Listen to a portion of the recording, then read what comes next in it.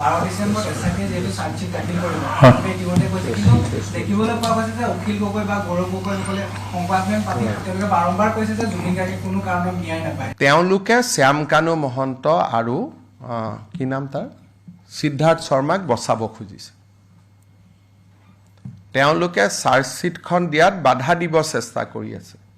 এতিয়া তেওঁলোকে কৈছে এইটো এমিয়ে ইনকুৱাৰী কৰিব লাগে। এমিয়ে কি পুলিচ নেকি? তাৰমানে যিসকলে অসম গভৰ্ণমেণ্টৰ ইনকুৱাৰীটোক বাধা দি আছে তেওঁলোকে কি বিচাৰিছে আমি হাত দাঙি দিওঁ তেতিয়াতো সঞ্জীৱ কি নাম সিদ্ধাৰ্থ শৰ্মা শ্যাম কানুটোৱে বেইলে পাই যাব। আমি বুলিহে আজি 3 মাহ ধৰি ৰাখিলোঁ। নহ'লে আজিলৈকে কোন ডাঙৰ মানুহ জেলত 3 মাহ কোন চৰকাৰে ধৰি ৰাখিব পাৰিছে মোক কওকচোন। আজিলৈকে অসমৰ বুৰঞ্জীত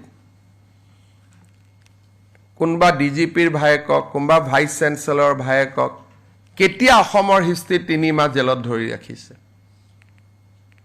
কৰবী দুবৰীৰ হত্যাকাণ্ড হৈছে, গুৱাহাটীৰ মাজমজিয়াত দুগৰাকীকৈ মাক জীয়েকক গুৰুম গুৰুম কৰি মাৰা হৈছিলে। কাকোতো 3 মাহ আজিলৈকে ধৰি ৰাখিব পৰা নাই। গতিকে মোকতো আপোনালোকে ধন্যবাদ দিব লাগে যে মই আজিলৈকে ওলাই আহিব দিয়া নাই। ধন্যবাদ ক'ত দিব আৰু পাৰিলে আকৌ সমালোচনাতে থাকিব। মই যিখিনি চেষ্টা কৰি আছোঁ কিমান সফল হৈছোঁ নাজানো, কিন্তু মইতো অভূতপূৰ্ব চেষ্টা কৰিছোঁ। 3 মাহত চাৰ্জশ্বিট দিয়া ৰেকৰ্ড আছে নেকি? ছিংগাপুৰ পুলিচতকৈও আগত আমি চাৰ্জশ্বিট দিম। ছিংগাপুৰে দিব 18 তাৰিখে, আমি দিম 12 তাৰিখে। তো মোকতো কৰবাত ধন্যবাদ এটা দিয়ক। দিব লাগে নে নাই কওকচোন। আজি 3 মাহটো বেল হোৱা নাই। আজি 3 মাহ হৈ গ'ল। আগতে মোক কি কোৱা হৈছিল যে এওঁলোকৰ লগত ভাল, এতিয়া কোনে ওলালে? বাৰে বাৰে ইনকুৱাৰীটো বেয়া বেয়া বেয়া বুলি কোনে কৈ আছে? যিসকলে সিদ্ধাৰ্থ আৰু শ্যাম কানুক দোষী সাব্যস্ত হোৱাটো নিবিচাৰে। প্ৰথমতে কি কৈছিল ভাল জেলত লৈ গ'ল, অতিথিশালাত লৈ গ'ল। এতিয়া আপোনালোকেতো এদিন হ'লেও লিখিব লাগে যে 3 মাহি মাটিত শুই আছে বুলি। কোনেওতো নিলিখে। আজি 3 মাহ যে সিদ্ধাৰ্থ শৰ্মা আৰু শ্যাম কানু শৰ্মা মাটিত শুই আছে, যিবিলাকে ৰিজৰ্টত পঠোৱা বুলি লিখিছিল আজিলৈকেতো কোৱা নাই যে আমাৰ ভুল হৈছিলে, মুখ্যমন্ত্ৰীক এনেকৈ গালি পাৰাটো ভুল হৈছিলে। ক'ব লাগিছিল নাই কোনোবাই কওকচোন। তাতে ভূত ওলাই ভাবে ৰাতি চিঞৰ বাখৰ হয়, মহৰ আঁঠুৱা দিয়া নাই, মোবাইল ফোন দিয়া নাই, খাব ভালকৈ পোৱা নাই, জেলৰ যি নিয়মতকৈ এটা টুকুৰা ৰুটি ভালকৈ খাব দিয়া নাই। 3 মাহটো হৈ গ'ল চাওঁতে চাওঁতে। কোনেওতো জামিন ল'ব পৰা নাই নে পাৰিছে কওক? কালি মই উমৰাংচুত যাওঁতে এছপিক সুধিছিলোঁ পৰহি, তাতে 2টা আছে কেনেকৈ আছে? বোলে ছাৰ এনেকুৱা হৈ গৈছে। আপোনালোকে এইটো নিলিখে। যোৱাৰ দিনাখন কোনে হুলস্থুল কৰিছিল বাহিৰত সেইটোতো গোটেই ৰাতি ধাৰাভাষ্য দিছিল। এতিয়া কোনেও নিলিখে। গতিকে আপোনালোকে অলপ মোৰ ফালেও চাব যে মই কাবাৰ নিয়ম মতে হয়তো মই কৰিব পৰা নাই, কিন্তু মই যিখিনি কৰিছোঁ আগতেওতো কোনেও কৰিব পৰা নাছিলে।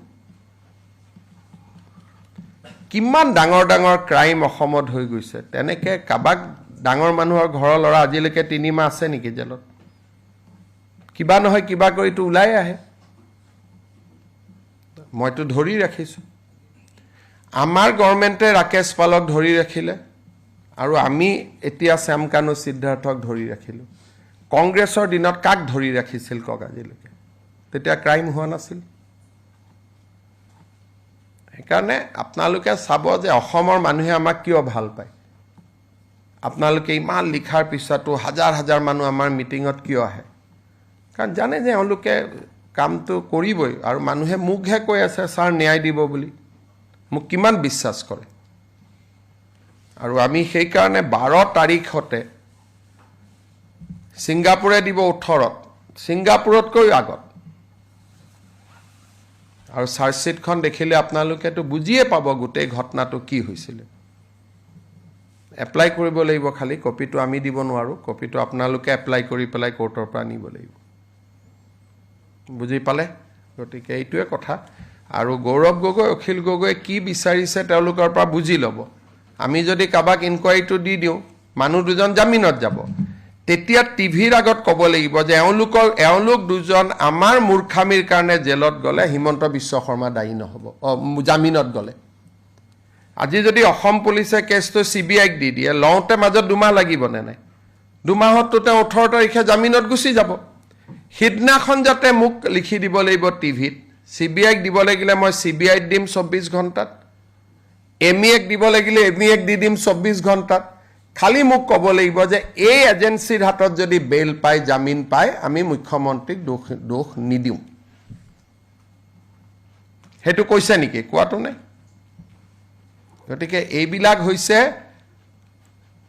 ৰাজনীতি কৰি খাব আহিছে জুবিনৰ নামত সিহঁতক ভোট লাগে আৰু মোক লাগে জুবিন জীয়াই থাকক অসমৰ মানুহৰ মাজত গানেৰে গতিকে তেওঁলোক আৰু মোৰ ৰাস্তাটো বেলেগ